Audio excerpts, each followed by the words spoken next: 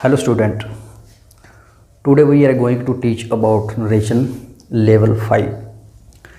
In this level you will not have to change reported speech because it is very easy level. नहीं समझे? Okay Punjabi ਦੇ ਵਿੱਚ देखो ਅੱਜ ਆਪਾਂ ਨਰੇਸ਼ਨ ਦਾ ਲੈਵਲ 5 ਕਰਾਂਗੇ ਐਂਡ ਇਹਦੇ ਵਿੱਚ ਆਪਾਂ ਨੂੰ universal truth and habitual fact reported speech ਦੇ ਵਿੱਚ ਦੇਖਣ ਨੂੰ ਮਿਲਣਗੇ ਐਂਡ ਆਪਾਂ ਉਹਨਾਂ ਦੇ ਵਿੱਚ ਕੋਈ ਵੀ ਚੇਂਜ ਨਹੀਂ ਕਰਨਾ। ਸੋ ਆਪਾਂ ਹੁਣ ਨੋਟ ਦੇਖ ਲੈਂਦੇ ਹਾਂ। Level 5 narration note if the reported speech expresses a universal truth और habitual fact the tense in it is no change as. देखो ये अपन की क्या गया जेकर अगली नैक्सट वाले सेंटेंस दे विच यानी कि रिपोर्टड स्पीच दे विच यूनीवर्सल ट्रुथ होए या फिर हैबिचुअल फैक्ट होए यानी कि डेली दी अपनी कोई आदत या फिर ईडियम अखाण होए ਤਾਂ ਆਪਾਂ ਉਹਦੇ ਵਿੱਚ ਕੋਈ ਵੀ ਚੇਂਜ ਨਹੀਂ ਕਰ ਸਕਦੇ, ਨਾ ਹੀ ਪ੍ਰੈਜੈਂਟ ਵਿੱਚ ਨਾ ਹੀ ਪਾਸਟ ਵਿੱਚ। ਸੋ ਐਜ ਇਟ ਸੈਂਟੈਂਸ ਲਿਖ ਕੇ ਆਵਾਂਗੇ। ਸੋ ਇਸ ਤੋਂ ਬਾਅਦ ਹੁਣ ਆਪਾਂ ਐਗਜ਼ਾਮਪਲ ਲੈਂਦੇ ਹਾਂ। ਸੋ ਤੁਹਾਨੂੰ ਇਹ ਟੌਪਿਕ ਯਾਨੀ ਲੇਬਲ ਪੱਕਾ ਹੋ ਸਕੇ ਕੰਮ। ਦੇਖੋ ਫਸਟ ਸੈਂਟੈਂਸ ਹੈ ਆਪਣੇ ਕੋਲ the teacher said the earth moves round the sun. यानी कि ये सेंटेंस अपन कहा गया है कि टीचर ने कहा धरती जो कि सूरज के दुआले चक्कर राउंड लगाती है, ये सच है या नहीं, या यूनीवर्सल ट्रुथ है या नहीं। देखो ये एक यूनीवर्सल सच है। सो आप ये कोई भी चेंज नहीं करांगे कम। देखो द टीचर सैड, ये सैड तो बाद कोई भी ऑब्जेक्ट नहीं, ये सैड दा सैड ही नीचे आ जाएगा। सो देखो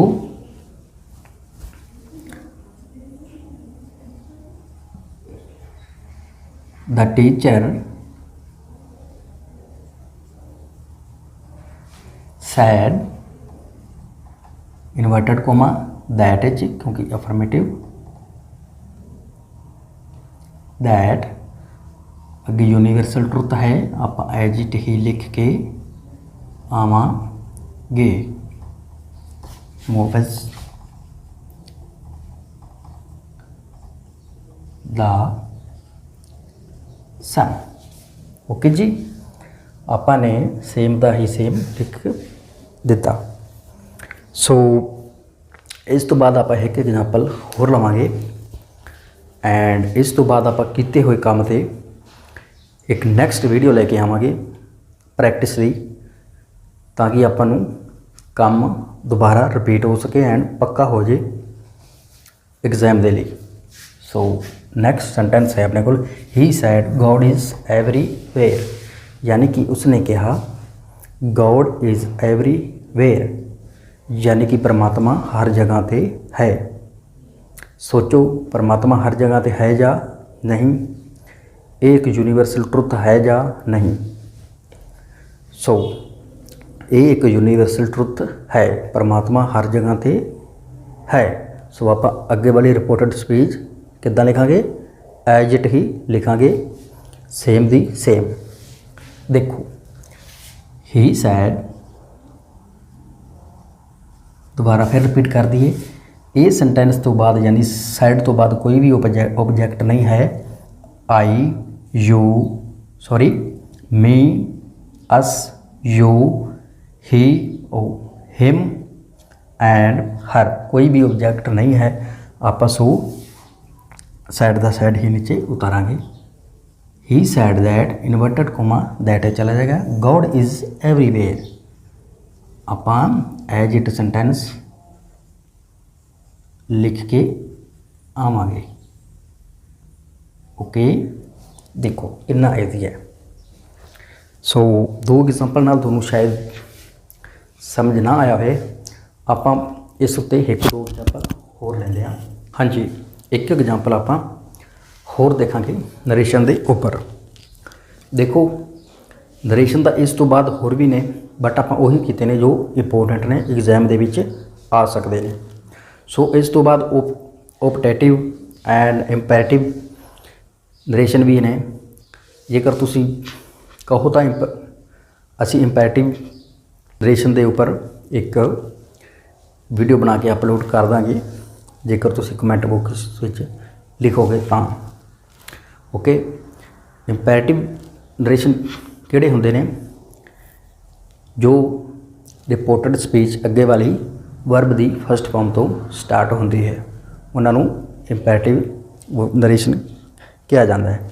सो वो भी तुहानूं क्लीयर करवा देंगे। तो एंड तुसीं सानूं कमेंट बॉक्स के विच सजेशन दे सकते हो करवाए जाण जां नहीं। सो आप हुण नैक्सट एग्जाम्पल देखते हाँ। ही सैड 2 and 2 make 4। उसने कहा 2 and 2 make 4, यानी कि 2 ते 2 4 बनते नहीं।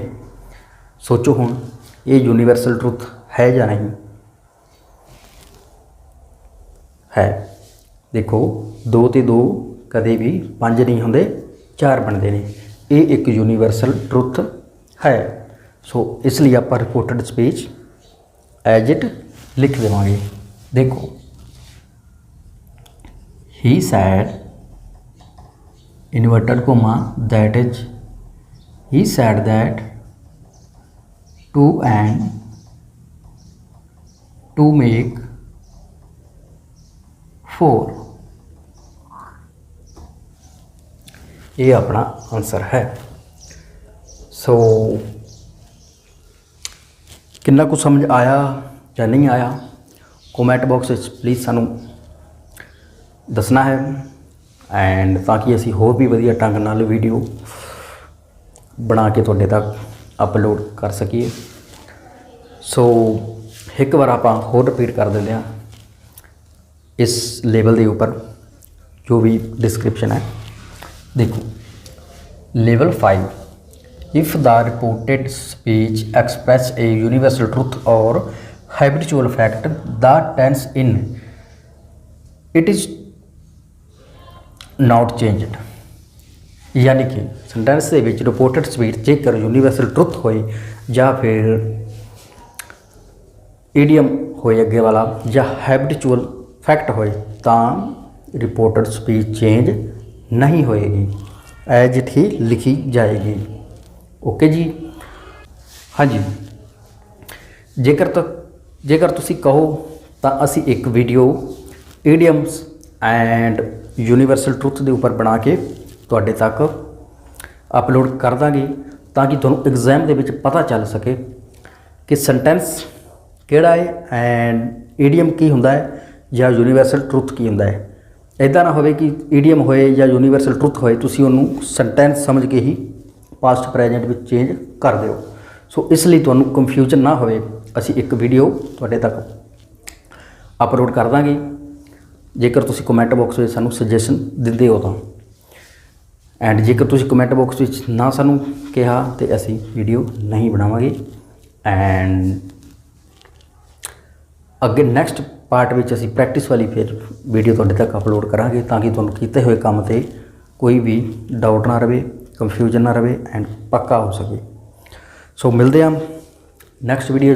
टिल दैन बाय, अलविदा।